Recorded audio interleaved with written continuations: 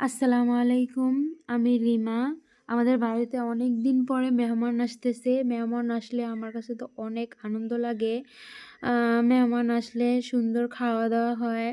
আনন্দ ফুর্তি কথাবার্তা সবকিছু মিলিয়ে সময়টা অনেক সুন্দর কেটে যায়। তারপরে এই যে আমার দেবর বাজার থেকে মাছ মুরগি নিয়ে আসছে। মাছ মুরগি কেটে নিতেছে। আমরা সবাই মিলে একসাথে। তারপর বাজার থেকে টাটকা গরুর গোশত নিয়ে এসেছে, গরুর মাংস। তারপরে যে রান্নার দিকে চলে আসলাম।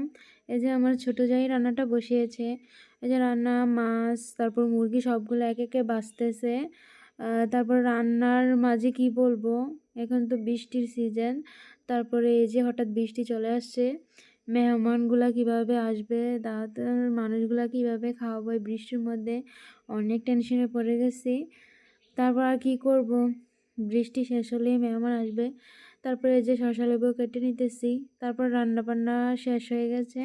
তারপর এই যে মেনুতে কি কি আছে, এই যে ভর্তা, পাবদা মাছ, তারপর গরুর মাংস, তারপর মাসকলির ডাল, অনেক মজা। তারপরে এই যে মুরগির রোস্ট করা হয়েছে। এই যে সব কিছু মিলিয়ে তারপরে এই যে সব কিছু প্লেট নামিয়ে নিছে। তারপরে এই যে খাওয়া দাওয়া করতেছে। আমার ভিডিওগুলো ভালো লাগলে আমার পাশে থাকবা, আমাকে লাইক